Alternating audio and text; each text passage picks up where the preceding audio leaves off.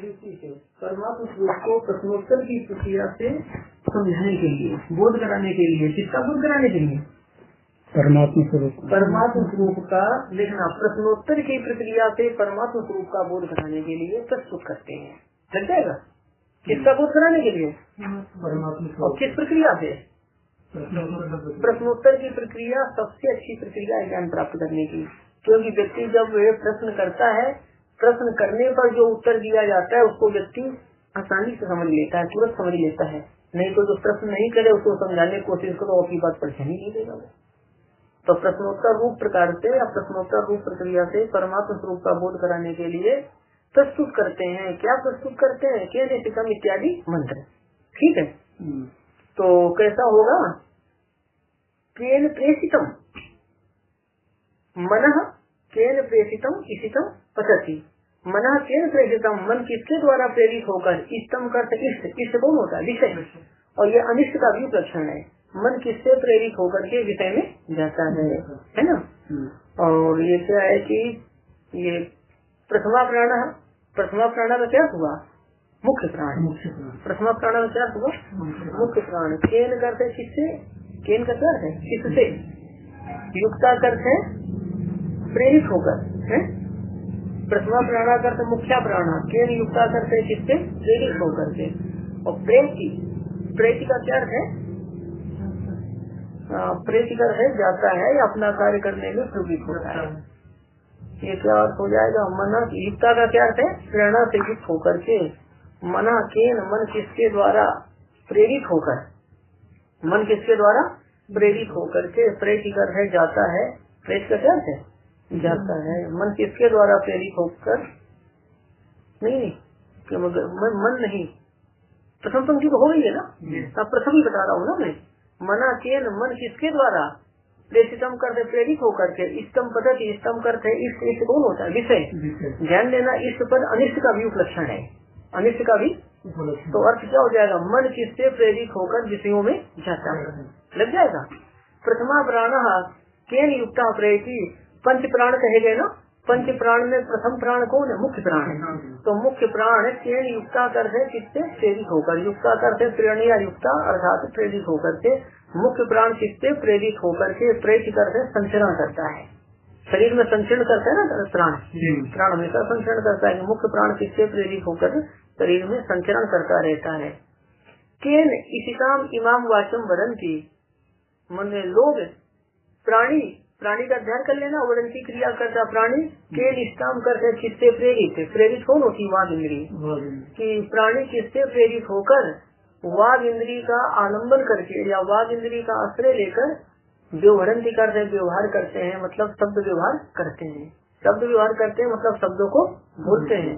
लगाइए, ऐसा लगाना कि प्राणी किससे प्रेरित होकर इस वाक इंद्री का अवलंबन लेकर शब्द को बोलते हैं। वाक इंद्री का अवलंबन लेकर किससे प्रेरित होकर। ध्यान देना, यहाँ पर वाचम का आपको शब्द किया जा सकता है। क्या किया जा सकता है? कि किससे प्रेरित होकर शब्द को बोलते हैं। कर सकते हैं ना, वाचम का शब्दम कर सकते हैं। फिर भी ऐसा क्यों नहीं किया? क्योंकि देखना, पहले मन इंद्रिय आई है ना, और बाद में स्रोत और चक्षु इंद्रियां आएगी आगे। इसलिए यहाँ भी वाच का क्या किया गया? वाघ इंद्रिय। तो जब फिर वाघ इंद्रिय वाचम इमाम कर रही वाघ इंद्रिय का, फिर अध्याय किसका किया? अवलंबन लेकर। और फिर वदंती क्रिया का कर्म का अध्याय किया शब्दम। प्राणी किससे प्रेरित? वाघ इंद्रिय का अवलंबन लेकर शब्दों को बोलते हैं। कभी देखा जाता है कि बोलना कुछ चाहते हैं और कुछ और निकल जाता है मुँह से, या नहीं बोलना चाहते हैं फिर भी हो जाता है। तो किससे प्रेरित? वाघ इंद्रिय का अवलंबन लेकर शब्दों को बोलते हैं। चलिए, संबोधन है कि हे आचार्य, चक्षु श्रोत्रम, चक्षु और श्रोत इंद्रिय को का देवा कौन सा देवता अपने कार्य में लगाता है? चक्षु और श्रोत इंद्रिय को कौन सा देवता अपने कार्य में? चक्षु का कार्य क्या है? देखना। और श्रोत्र का कार्य क्या है? सुनना। चलिए, इसके भाष्य में देखेंगे। केनिष्टम, यहाँ से देखो भाष्य, मना केन वाह है ना, ये प्रश्नवाचक चिन्ह लगाया होगा। वैसे वाह होना नहीं चाहिए। प्रश्नवाचक इसलिए लगा देते हैं उत्तमूर्ति राघवाचार्य एक स्तंभ, मतलब एक क्या है कि प्रश्नवाचक ये हो सकता है या नहीं हो सकता है। हाँ, एक प्रश्नवाचक वाद लगा दिया है ना, नहीं लगा उसने, तो वो गलत है, मूल में नहीं है ना, वह तो क्या जरूरत है। किसमें? हाँ है, ये बहुत बड़े विद्वान थे, बहुत काम किया, पर ये ऐसा काम करते हैं ये लोग पसंद नहीं करते हैं। वैसे इनका वैल्यूज बहुत रहा है, तो ऐसा क्यों हटाना चाहिए। और इनका ही अनुकरण उन्होंने कर दिया है, इसका ही वो अनुसरण है, नहीं रहना चाहिए। मन मतलब वाकर होता है अथवा अथवा और, तो अभी तो कुछ आया ही नहीं ना, प्रथम वाक्य है, तो वाकर क्या उचित है। प्रेषितम करते प्रेरितम सत्य, प्रेषितम का क्या है? प्रेरितम सत्य, और इशितम करते स्वाविषय, और पतति करते प्रवर्तति। लग जाएगा। मन किससे प्रेरित होकर अपने विषय में प्रवृत्त होता है, इसी भावा का अर्थ है अर्था, यह अर्थ है। यहाँ मंत्र की प्रथम पंक्ति का अर्थ है। मंत्र की प्रथम पंक्ति में इष्टम आया है ना, इष्टम कर होता है इष्टम, इष्टम कर मतम, मतम को मतलब अभिमत समझते हैं, ये हमारी अभिमत वस्तु है, अभिष्ट इच्छित, ऐसा। अब देखना ये जो द्वितीय पंक्ति है कि इन प्राणा प्रथमा परेत युक्ता, तो यहाँ प्राणा नाम मध्य का अध्ययन कर लेना। कितने प्राण है? पंच प्राण, तो पंच प्राणा नाम मध्य हो जाएगा। पंच प्राणों के मध्य में प्रथमा प्राणा का मुख्य प्राणा है ना, पंच प्राणों के मध्य में मुख्य प्राण प्रथम है ना, हृदय प्राणा बुधे, तो पंच प्राण में प्रथम कौन है? वो हृदय में रहने वाला जो प्राण है वही मुख्य प्राण है। हृदय में रहने वाला जो प्राण है वो कौन सा प्राण है? तो वही बताते हैं पंच प्राणों के मध्य में मुख्य प्राण किससे प्रेरित होकर प्रैति करते प्रकर्षण संचरती, व्यवस्थित रूप से संचरण करता है। किस प्रकार से? व्यवस्थित रूप से। उसकी गति में यदि अंतर आ जाए तो काम बिगड़ जाएगा ना, तो व्यवस्थित रूप से, बिल्कुल व्यवस्थित रूप से संचरण करता है वो, कि मुख्य प्राण किससे प्रेरित होकर के ठीक से संचरण करता है। तथा अब देखना केन स्थिताम वाच मीमाम बदंती करते हैं, केन हुआ तो यहाँ हुआ लगा सकते हैं, हुआ मतलब और, तथा है ना, और तथा, और उस प्रकार हुआ, तथा और उस प्रकार, और उसी प्रकार। केन प्रेरिताम इमाम वाचम करते वादिंद्रियम, अवलंब करते अध्ययन किया है, और वदंती करते व्यवहरंती, कि किससे प्रेरित लोका करते कर लेना प्राणी ना, इसका पहले अन्वय करना, और उसी प्रकार प्राणी किससे प्रेरित वाद इंद्री का आश्रय लेकर व्यवहार करते हैं। वाद इंद्री का आश्रय लेकर व्यवहार करते हैं। हाँ, लोग व्यवहार करते हैं, मतलब शब्द व्यवहार करते हैं, शब्द को बोलते हैं। तथा अब ये पंक्ति मंत्र की अंतिम क्या है? चक्षु स्त्रोत्रम का उ देवो युनक्ति, वो करते है आचार्य कौन सा देवता चक्षु और स्त्रोत्र को अपने अपने कार्य में लगाता है। चक्षु और स्त्रोत्र को अपने अपने कार्य में लगाता है, अर्थात चक्षु और स्त्रोत्र का प्रेरक कौन है, लगाइए। तथा चक्षु श्रोत्रियो तथा प्रेरका, चक्षु और श्रोतेंद्रिय का प्रेरक कौन है। ये प्रश्न क्यों हुआ है ना, प्रश्न क्यों हुआ, तो इसमें हेतु बताते हैं, ध्यान देना। मन, प्राण, चक्षु और श्रोत्र ये सभी कैसे हैं? अचेतन है। तो अचेतन की प्रवृत्ति चेतन के बिना हो सकती है? चेतन के संबंध के बिना अचेतन कुछ भी नहीं कर सकता है। रथ जड़ है, अचेतन है, तो जब तक उसमें घोड़े नहीं लगते वो कुछ कर पाता है, चल पाता है? तो इसीलिए जो वह इंद्रियां अचेतन है, स्वयं तो काम नहीं कर सकती है, तो किससे प्रेरित होकर करती है? ऐसी जिज्ञासा होगी। जो बहुत सूक्ष्म साधना करते हैं, साधना चिंतन करते करते संसार को भूल जाए, देव को भूल जाए, तब अंदर जाने पर ये लगेगा। तब इंद्रियां भी अतीन्द्रिय कही नहीं है। कहते हैं इंद्रियां, जैसे घटपट को आप देखते हैं तो इंद्रियों को देखते हैं क्या? तो इंद्रियों कहेंगे कैसे? अतीन्द्रिय।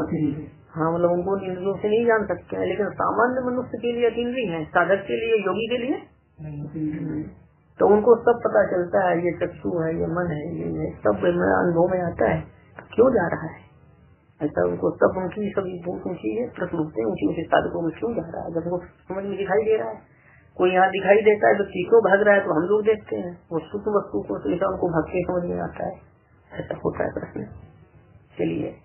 तो आप प्राण शब्द मुख्य प्रथम प्राण लेने का कोई मुख्य है?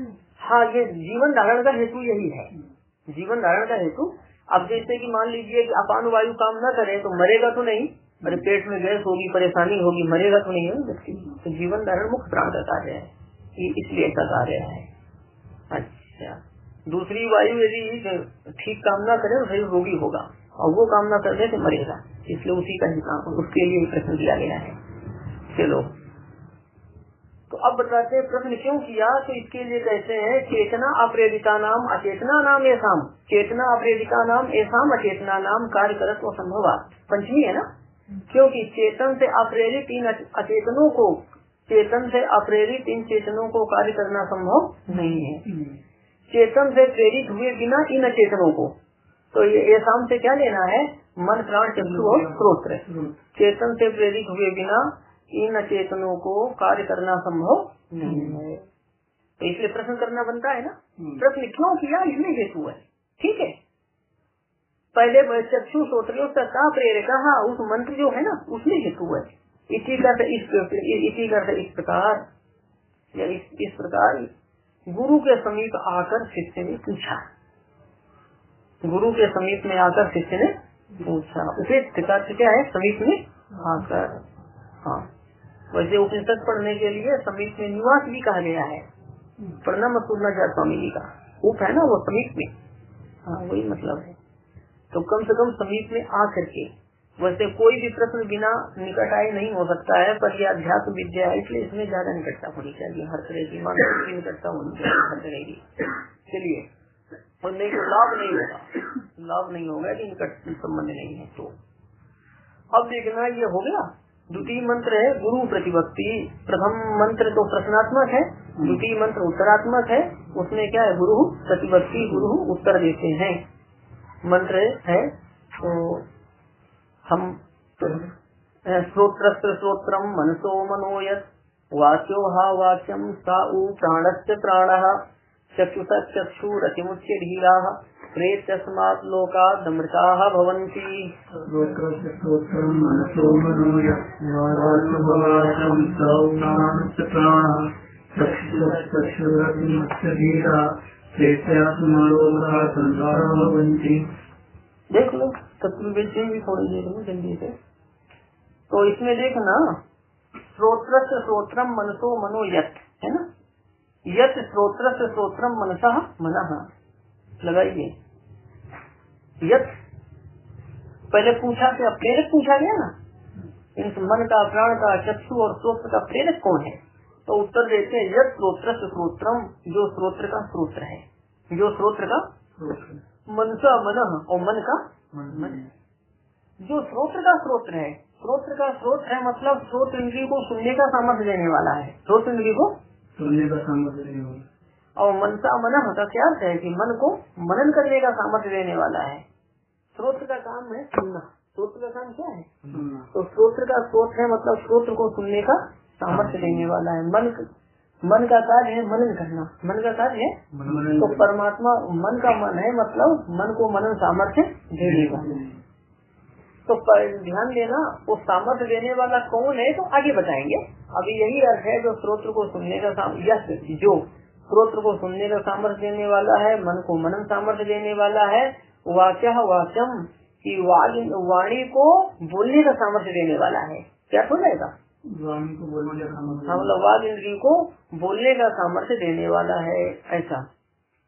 और देखेंगे ये प्राण से प्राण, प्राण से प्राण, प्राण को प्राणन सामर्थ्य देने वाला है। प्राण को प्राणन का क्या है, जीवन धारण। तो जीवन धारण करने वाला कौन है, प्राण। तो प्राण जीवन धारण करने वाला है। ध्यान देना कि जो प्राण शरीर में रहते हैं तो जीवन धारण करने वाला कौन है, ठीक है, जीवन धारण करने वाला प्राण है। तो ये किसका कार्य है, जीवन धारण करना किसका कार्य है। तो प्राण को जीवन धारण करने का सामर्थ्य देने वाले कौन है, तो यही कहते हैं कि जो प्राण का प्राण है मतलब प्राण को जीवन धारण करने का सामर्थ्य देने वाला है। लगेगा। चक्षुषा चक्षु, इस चक्षु का चक्षु है, चक्षु का कार्य है दर्शन करना। चक्षुषा चक्षु का हो गया, चक्षु को दर्शन सामर्थ्य देने वाला है, चक्षु को दर्शन सामर्थ्य देने वाला है। अब देखना ऊपर अतिमुच्य धीरा है ना, ऊपर की पंक्ति में कुछ शब्द छूटे, क्या हो जाएगा, मतलब सा कर वह, हा कर प्रसिद्ध परमात्मा, सा कर वह, हा कर प्रसिद्ध कौन हुआ, परमात्मा। ऊ करते ही हुआ प्रसिद्ध परमात्मा ही। फिर जो लेना तुम्हारे द्वारा प्रेरक रूप से पूछा गया है, तुम्हारे द्वारा एक बार और देखना। यथ जो श्रोत्र का श्रोत्र है, मन का मन है, और वाणी की वाणी है, प्राण का प्राण है, चक्षु का चक्षु है। वह प्रसिद्ध परमात्मा ही तुम्हारे द्वारा प्रेरक रूप से पूछा गया है। बात ही समझ में मतलब क्या है कि इन इंद्रियों को जो कार्य करने का सामर्थ्य देने वाला है वही इनका प्रेरक है, ये मतलब हुआ। अब देखना अतिमुच्य धीरा, धीरा अतिमुच्य, धीरा का अर्थ है सबके प्रेरक परमात्मा को जानने वाले। क्या हुआ? सबके प्रेरक परमात्मा को जानने वाले। अतिमुच्य का अर्थ है साक्षात्कार करके। किसका साक्षात्कार करके? परमात्मा का, मतलब प्रेरक परमात्मा का साक्षात्कार करके। धीरा का अर्थ है प्रेरक परमात्मा को जानने वाले, तो परोक्ष जानने वाले हुए ना। धीरा का अर्थ प्रेरक परमात्मा को जानने वाले, अतिमुच्य का अर्थ है उसका साक्षात्कार करके। प्रेत का अर्थ है देह त्याग करके। प्रेत का क्या अर्थ है? देह त्याग। और अस्मात् लोकात् मतलब इस लोक से, इस लोक से, और फिर जोड़ लेना भगवत धाम जाकर, इस लोक से भगवत धाम अमृतः भवन्ति का क्या हो जाएगा? मुक्तः भवन्ति लग जाएगा। धीरा का अर्थ है कि प्रेरक परमात्मा को जानने वाले, अतिमुच्य साक्षात्कार करके, प्रेत इस देह का त्याग करके, अस्मात् लोकात् इस लोक से जाकर, या इस लोक से अर्चिरादि द्वारा जाकर, इस लोक से कहा जाकर भगवत धाम, इस लोक से अर्चिरादि द्वारा भगवत धाम जाकर मुक्तः भवन्ति, अमृतः भवन्ति का क्या है? मुक्तः भवन्ति, मुक्त हो जाते हैं। तो परमात्मा का प्रेरक रूप से भी साक्षात्कार करना है। किस रूप से? कि वही सबको नचाने वाला है, वही नियमन करता है, वही प्रेरणा करता है, सबका हेतु वही है। समझ में स्पष्ट आना चाहिए कि बस वही प्रेरक है हमारा हर रूप में। अब देखिए, तो अब ये आगे व्याख्या में आइए, संक्षेप में हम बताएंगे। केवल हमने ये बताया ना कि इन सब इंद्रियों को कार्य करने का सामर्थ्य देने वाला कौन है? परमात्मा है। मतलब इन सभी को जो कार्य करने की शक्ति देने वाले हैं वही आपके द्वारा प्रेरक रूप से पूछे गए हैं, ऐसा उत्तर दिया जाता है ना। मतलब श्रोत्र, प्राण, मन, चक्षु को जो अपना अपना कार्य करने का सामर्थ्य देने वाले हैं वही आपके द्वारा इनके प्रेरक रूप से पूछे जाएंगे। हो जाएगा। आगे देखना श्रुतियाँ उत्तरी से व्याख्या में, यह मनो अंतरो यमयति, जो मन के अंदर रहकर मन का नियमन करता है, मतलब मन को प्रेरित करता है। मनो अंतरो है ना, जो मन के अंदर रहकर उसको प्रेरित करता है। तो ये श्रुति मन का प्रेरक किसको बता रही है? परमात्मा को। आगे यह प्राणम अंतरो यमयति, जो प्राण के अंदर रहकर, जो अंदर रहकर प्राण को प्रेरित करता है, तो प्राण का प्रेरक किसको बता रही है? परमात्मा को। तो अब देखना ऊर्ध्वम प्राणम उन्नयति, कि प्राणम की परमात्मा प्राण वायु को ऊर्ध्वम उन्नयति कर ऊपर की ओर ले जाते हैं। कहाँ ले जाते हैं? तो यहाँ भी जो है ना प्राण के प्रेरक परमात्मा कहेंगे। और यह वाचम अंतरो अमियति, जो वाणी, जो यह अंतरो, जो अंदर रहकर वाद इंद्रिय को प्रेरित करते हैं, अंदर रहकर वाद इंद्रिय को, तो यह वाद का प्रेरक परमात्मा कहा गया। या चक्षु अंतरो अमियति, जो अंदर रहकर चक्षु को प्रेरित करते हैं भगवान, को चक्षु के प्रेरक कहे गए। और या श्रोत्रम अंतरो अमियति है ना, जो श्रोत्र के अंदर रहकर प्रेरित करते हैं, तो इनके द्वारा भगवान ही प्रेरक कहे गए ना। ऐसा मत्ता सर्वम प्रवर्तते, गीता में है, भगवान कहते हैं कि मुझसे प्रेरित होकर सब कुछ कार्य करने में समर्थ होता है। मुझसे ऐसा समझना, मुझसे प्रेरित होकर सब अपने कार्य में प्रवृत्त होता है, या सब अपने कार्य करने में समर्थ होता है, मुझसे प्रेरित होकर। तो सबके प्रेरक कौन है? परमात्मा। अगला पैराग्राफ में आइए, सर्वत्र प्रसिद्धोपदेशात्। तो ये सूत्र है, ब्रह्म सूत्र है। इसके भाष्य की सूत्र का टीका में क्या बताया था? प्राणस्य प्राणा। तो ध्यान देना, प्राणस्य प्राणा का अर्थ प्राण का आधार किया है। कहाँ पर? सूत्र का टीका में। ये जो केनोपनिषद का मंत्र है प्राणस्य प्राणा, इसका उन्होंने क्या कर दिया? प्राण का आधार। और यहाँ पर क्या कभी किया गया कि प्राण के प्राण मतलब प्राण को जीवन धारण करने का सामर्थ्य देने वाले, प्राण को प्राणन सामर्थ्य देने वाले, यही अर्थ किया ना। अच्छा, और भी देखो पहले मंत्र आया था ना, यह प्राण मंत्रो यमयति। चलो अभी यही ये वेदपरी मंत्र उद्धृत है, देखना। यह प्राणे तिष्ठन, जो परमात्मा प्राण में रहते हुए, किसमें रहते हुए? हाँ, जो परमात्मा प्राण में रहते हुए, या प्राणे तिष्ठन, और ये उससे संबंधित है, जो बाणी से ईश्वर आया है ना, प्राण मंत्रो यमयति है ना, उससे संबंधित है। लगाइए कि जो परमात्मा प्राण में रहते हुए, किसमें रहते हुए? हाँ, प्राण में रहते हुए। ठीक है, तो ध्यान देना कि ये बृहदारण्यक श्रुति किसमें किसका रहना कैसी है, बोलो। यह प्राणे तीर्थम या श्रुति किसमें किसका रहना कैसी है? प्राण में। तो यहाँ पर कौन आधार बना? प्राण आधार बना, किसका? परमात्मा का।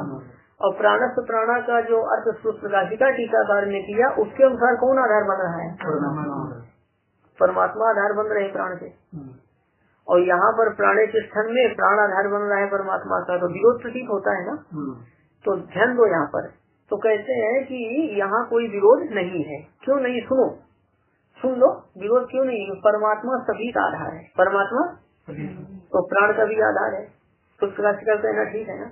सबका आधार है तो प्राण का भी आधार है। लेकिन विभू है कि नहीं है? तो विभू होने से सब में रहता है, विभू होने से तो सब में रहने के कारण प्राण में भी रहता है। विभू वस्तु तो सब में रहेगी, तो सब में नहीं रहेगी तो विभू हो सकती है क्या? तो विभू होने के कारण परमात्मा सब में रहता है, प्राण तो प्राण में भी रहता है। इसलिए यह प्राणे तिष्ठन ये स्थिति भी ठीक होती है। तो सुनो, या प्राणे तिष्ठन या श्रुति प्राण में परमात्मा की स्थिति को तो कहती है, लेकिन प्राण को उसका आधार कहती है, ये तात्पर्य नहीं है। ये तात्पर्य जैसे सुनो, इस देह में एक आत्मा रहती है ना, तो देह में आत्मा रहती है, आधार कौन है?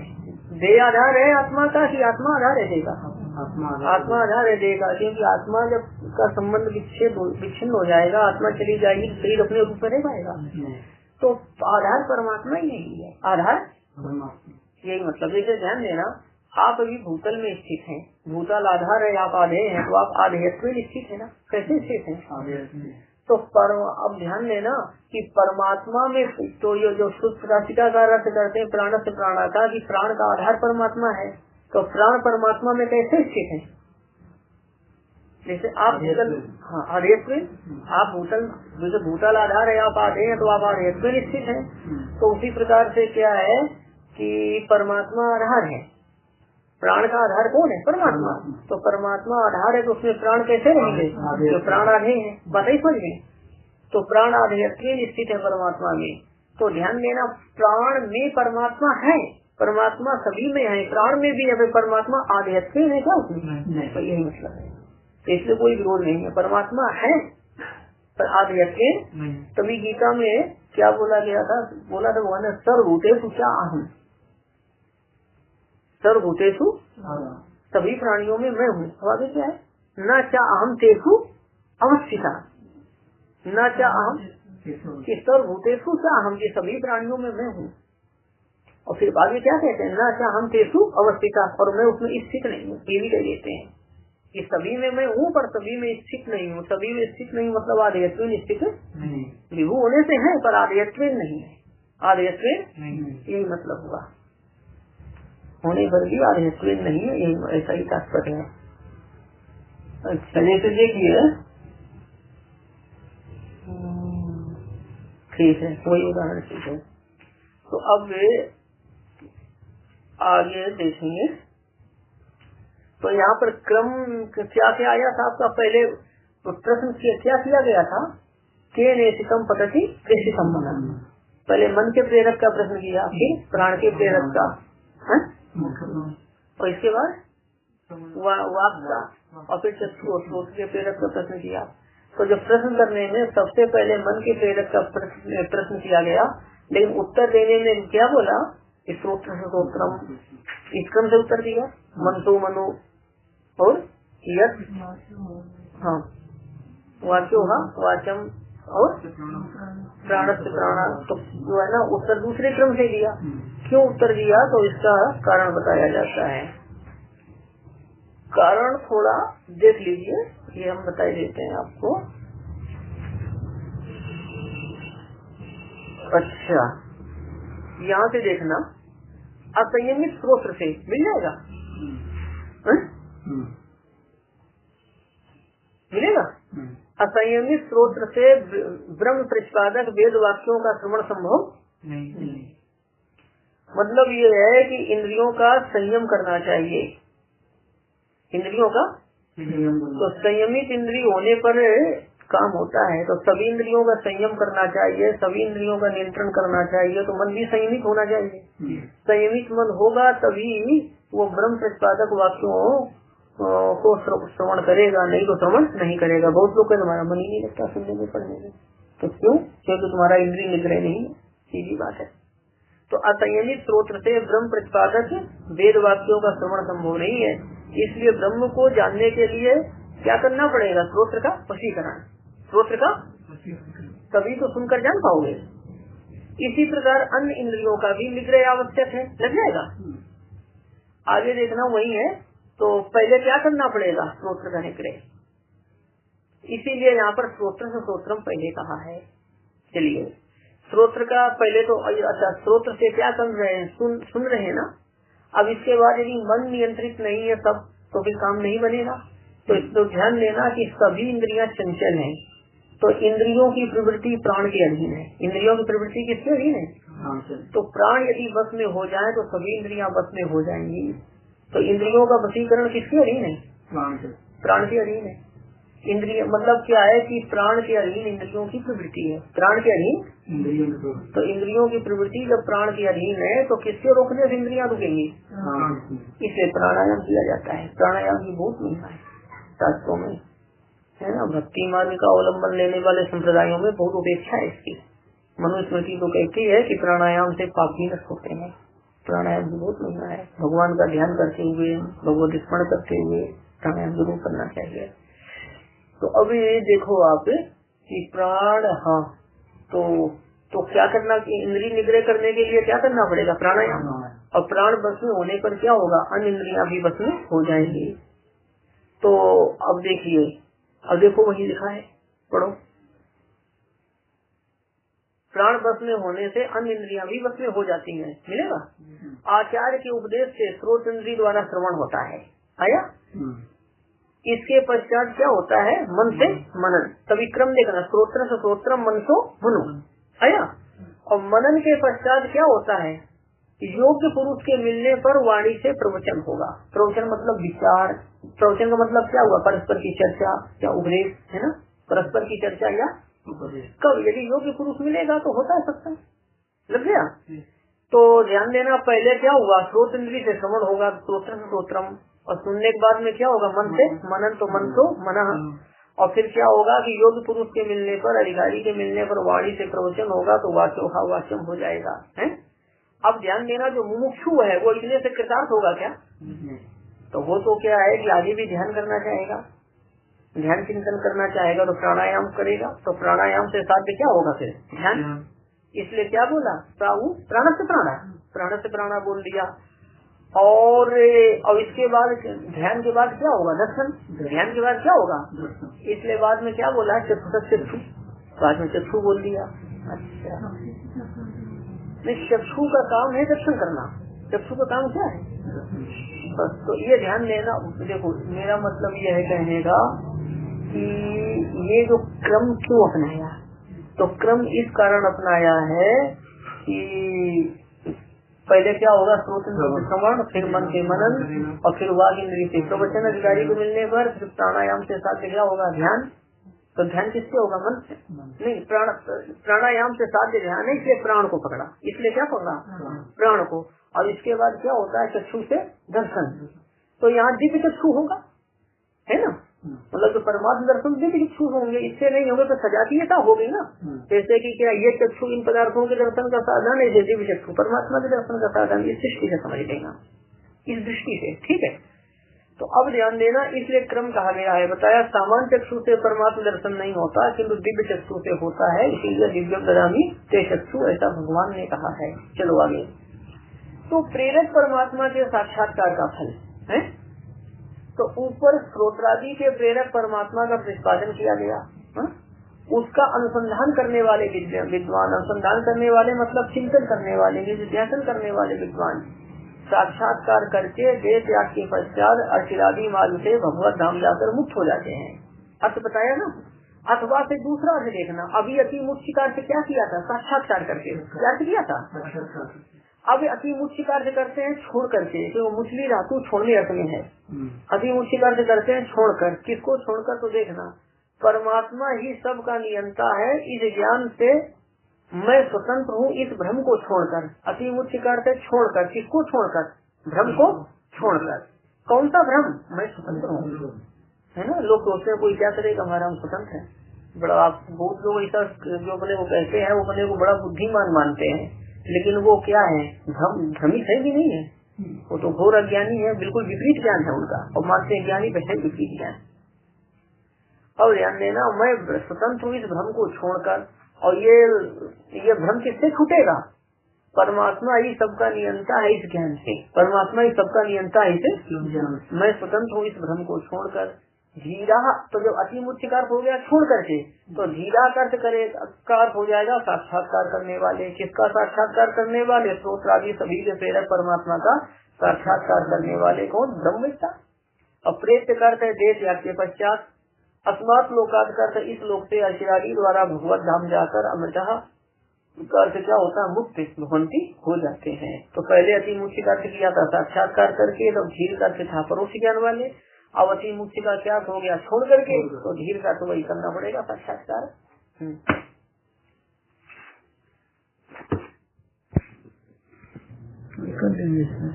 हाँ, तो गुरु कर लेते हैं क्या? स्रोत्र नहीं, दूसरी मंत्र का भक्त करना है। चलो, स्रोत्रम मनसो मनो वाचो हा वाच्यम साऊ प्राणस्य प्राणः चक्षुषा चक्षु रतिमुच्य धीराः प्रेतस्माल् लोकात् अमृताः भवन्ति।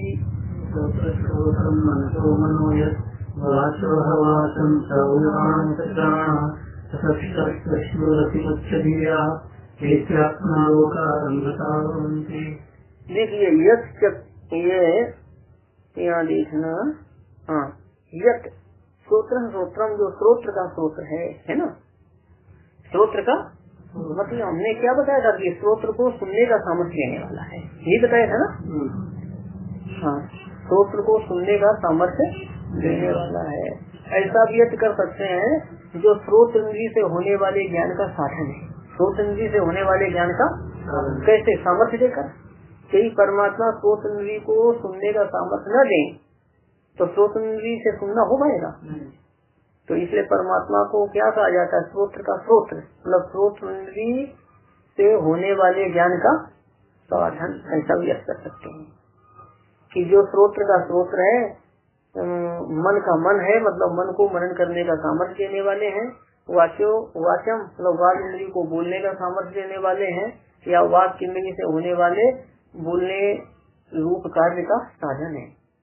प्राण से प्राण को प्राणन क्रिया का सामर्थ्य देने वाले हैं। चक्षु को दर्शन सामर्थ्य देने वाले हैं।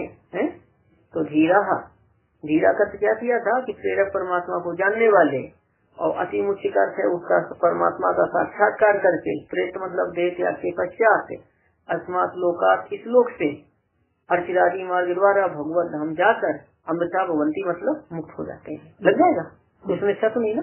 चलिए अब देखना भाष्य में गुरु प्रतिवक्ति चक्षुरादि नाम प्रकाशकम, चक्षुरादि अनधीन प्रकाशम अप्राणाधीन प्राणनम सजते सह एव इत्येवं। लगाइए, ये बताते हैं चक्षुरादि नाम प्रकाशकम, चक्षु आदि का प्रकाशक मतलब चक्षु आदि के प्रकाश का साधन।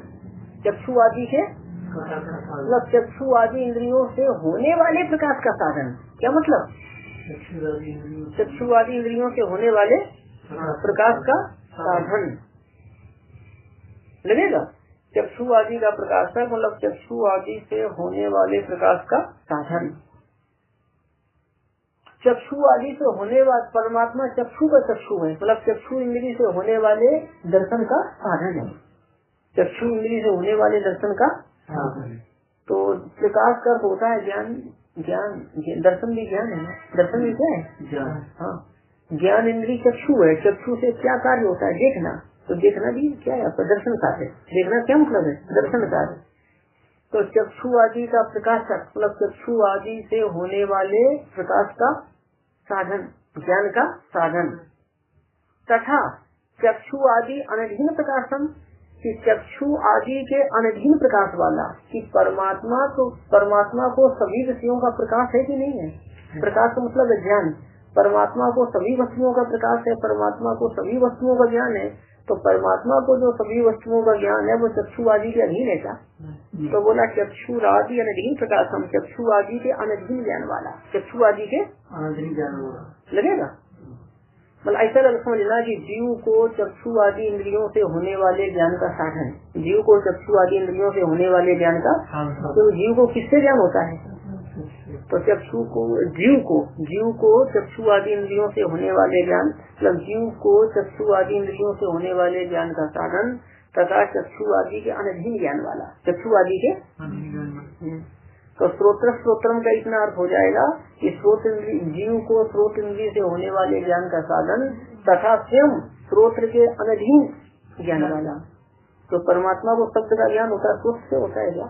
चलिए एक शब्द और है, अप्राणाधीन प्राणनम, क्या कि जीव का जो जीवन धारण है, जीव का जो प्राणन है, प्राणन करते जीवन धारण है, वो प्राण के अधीन है, और परमात्मा का जीवन धारण प्राण के अधीन है क्या? नहीं। तो अप्राणाधीन प्राणनम मतलब कि इसका हो जाएगा प्राण के अनधीन प्राणन वाला, प्राण के अनधीन मतलब प्राण के अनधीन जीवन धारण करने वाला, प्राण के अनधीन जीवन धारण करने वाला। परमात्मा का जो जीवन धारण है वो प्राण के अधीन है क्या? नहीं। प्राणन करते जीवन धारण, अप्राणाधीन करते प्राण के अनधीन जीवन धारण वाला जो है। सा उ के आगे क्या लिखा? सा एव, तो ऊ कर्त हुआ एव, सा की जगह सा लिख दिया, ऊ कर्त क्या हुआ? एव। इत्येवं मतलब ऐसे, इत्येवं क्या है? ऐसे परमात्मा का अतिमुच्चिका से ज्ञात्वा, अतिमुच्चिका क्या है? मतलब साक्षात करके, ऐसे परमात्मा का साक्षात्कार करके अस्मात् लोकात्, इस लोक से, अपादान में पंचमी है, अर्चिरादिना मार्गेण, अर्चिरादि मार्ग से भगवत धाम जाकर अमृता भवंती, अमृता का क्या है? मुक्त हो जाते हैं। तो